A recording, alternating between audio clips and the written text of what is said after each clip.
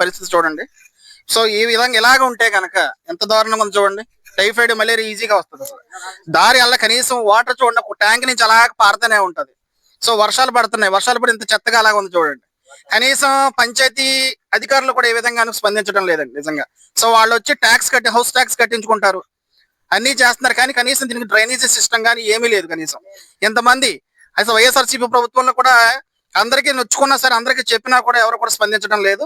ఇంత దారుణంగా ఉంది. ఇంత దారుణమైన మధ్యలో 100 మంది కనీసం బతుకుతున్నారంటే ఆలోచించాలండి. అందరూ కూడా ఇక్కడ గిరిజనులే ఉన్నారు. సో దయచేసి వెంటనే మీరు స్పందించాలని కోరుకుంటున్నాము. గ్రామము తంటికొండ అండి, మరి పంచాయతీ కూడా తంటికొండ అండి. అయితే మరి రాజవొమ్మంగి మండలం అండి, అల్లూరు సీతారామరాజు జిల్లా అండి.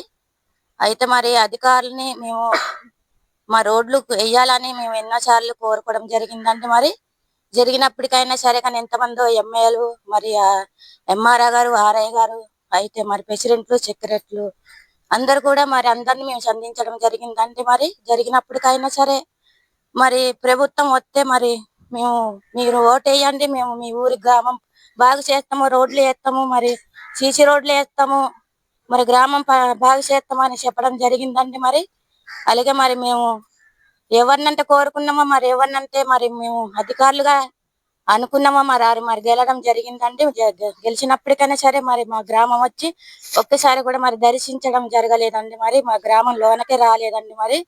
మరి ఊటలు ఎక్కిపోయి మరి ముడుకుల్లోకి దిగబడిపోయి మరి రోడ్లు దిగబడి నడవడం అవుతుందండి. మంచినీళ్ళు తెచ్చుకున్నా కూడా మాకు మరి ఇది కాదేంటి అండి. మరి అలాగే నడుతున్నామండి, మరి బండ్లు రాతలేదు, మరి మనుషులు నడన కూడా ఇబ్బందిగా ఉంటుందండి. మా గ్రామం మరి ముడుకులు సలుపులు వచ్చి, కాలి సలుపులు వచ్చి, మరి డెంగూ జ్వరాలతో, మలేరియా జ్వరాలతో, మరి టైఫాయిడ్ జ్వరాలతో ఎంతో ఇబ్బంది పడుతున్నామండి. గ్రామం ఇలా ఉన్నది. మరి అధికారులు మరి చూసి మరి మా గ్రామాన్ని ఒకసారి మరి దర్శించి మా గ్రామాన్ని మరి మంచిగా చేయాలని మరి అధికారులను కోరుకుంటున్నామండి. మరి ఇక్కడ మేము మసలడానికి అందుకు మాకు జ్వరాలు, డెంగూ జ్వరాలు, మలేరియా జ్వరాలు గట్ట వచ్చి కాళ్ళు నొప్పులు గట్ట పట్టేసి ఈ వాతావరణం బాగాలేక మాకు అలా జరగడం కూడా అవుతుంది. అందుకు దీనికి మాకు అధికారులు ఎవరైనా మాకు దీనికి ఆదరించి విధానంగా ఉండేలాగా మేము ఉండాలని కోరుకుంటున్నాము, అడుగుతున్నాం. మరి మాకు కావాల్సింది రోడ్డు రాలేదు, సీసీ రోడ్లు రాలేదు. సీసీ రోడ్లు వస్తాయని కూడా అన్నారు, చాలా మందికి మేము చెప్పుకోవడం కూడా జరిగింది. అయినా మరి ఇదిగో అదిగో అన్నారు, రాలేదు. మేము అంతకన్నా మేము ఇంతవరకు చూసాము, మరి ఎవరో రాలేదు. అందుకని మేము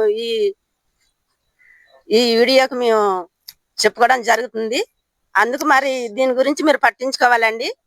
సో ఈ స్ట్రీట్ లోకి వచ్చి 30 గడపలు 120 మంది జనాభా ఉంటున్నారు. ఎప్పటి నుంచో సరే ఈ రోడ్డు అనేది బాగుపడుతుందని చెప్పి ప్రయత్నం చేస్తున్నారు, కానీ ఇన్నాళ్ల వరకు కూడా ఏ విధంగానే కూడా అభివృద్ధికి నోచుకోలేకుండా పోయింది.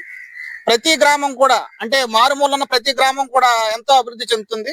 అయినప్పటికీ కూడా ఈ రోజుకి కూడా ఈ సీసీ రోడ్డు కానీ ఏ రోడ్డు కూడా కనీసం ఒక డ్రైనేజీ సిస్టమ్ కానీ ఏమి లేకుండా చాలా ఇబ్బంది పడుతున్నారు ఈ ప్రజలందరూ. దయచేసి అధికారులందరూ కూడా తక్షణమే ఈ సమస్యకి పరిష్కారం చూడాలని మనస్ఫూర్తిగా కోరుకుంటున్నామండి. దయచేసి నారా చంద్రబాబు నాయుడు గారికి, అలాగే మన గ్రామీణ పంచాయతీ మంత్రి గారు పునీతుల పవన్ కళ్యాణ్ గారికి, అలాగే నారా లోకేష్ గారికి, అందరూ కూడా తోటం ప్రభుత్వంలో ఉన్నటువంటి ప్రతి రాజకీయ నాయకులకు, అలాగే మన ఎమ్మెల్యే గారికి, మన ప్రెసిడెంట్ గారికి అందరికి కూడా విజ్ఞప్తి చేస్తున్నారండి గ్రామస్తులు. దయచేసి ఈ ఊర్లోని ఈ ఒక్క రోడ్డు తప్ప అన్ని రోడ్లు కూడా ఇవేయండి. అదే విధంగా ఈ రోడ్డు కూడా తక్షణమే పరిష్కారం చూపించాలని చెప్పి అందరూ కోరుకుంటున్నారని విజ్ఞప్తి చేస్తున్నారు. దయచేసి వెంటనే ఈ వీడియో అందరికి షేర్ చేసేలాగా, అందరికి చేరేలాగా మీరు షేర్ చేయాలని కోరుకుంటూ తక్షణమే దీని పరిష్కారం చూపించాలని చెప్పేసి మనస్ఫూర్తిగా కోరుకుంటూ తంటికొంతి గ్రామస్తులు మీకు విజ్ఞప్తి చేస్తున్నారు.